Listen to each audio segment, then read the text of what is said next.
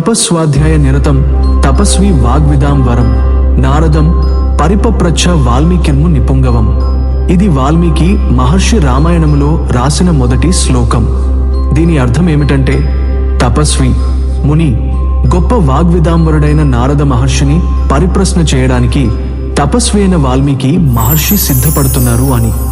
వాల్మీకి మహర్షి నారదుడిని ఏమడిగారంటే, కోన్వస్మిన్ సాంప్రతంలోకే గుణవాన్ కశ్చ వీర్యవాన్ ధర్మజనశ్చ కుతజనశ్చ సత్యవాక్యో దుఘవ్రతః చారిత్రేణ చ కో యుక్తః సర్వభూతేషు కో హితః విద్వాన్ కః సమర్థశ్చ కశ్చ ఏక ప్రియదర్శనః ఆత్మవాన్ కో జిత క్రోధో ద్యుతిమాన్ కః అనస్వేకః కస్య బిభ్యతి దేవాంహ చ జాతరోషస్య సంయుగే.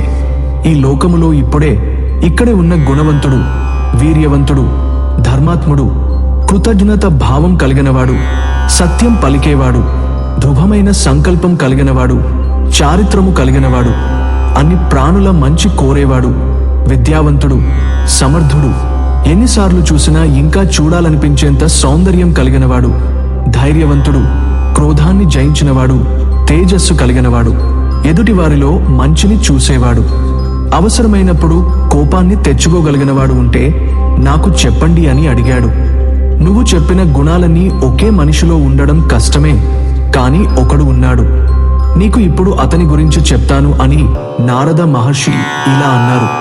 ఇక్ష్వాకు వంశములో రాముడని పేరుగల ఒక వ్యక్తి జన్మించాడు. ఆయనకి నువ్వు అడిగిన 16 గుణములు ఉన్నాయి అని చెప్పి ఒక 100 శ్లోకాలలో సంక్షిప్త రామాయణాన్ని వాల్మీకి మహర్షికి నారదుడు చెప్పాడు.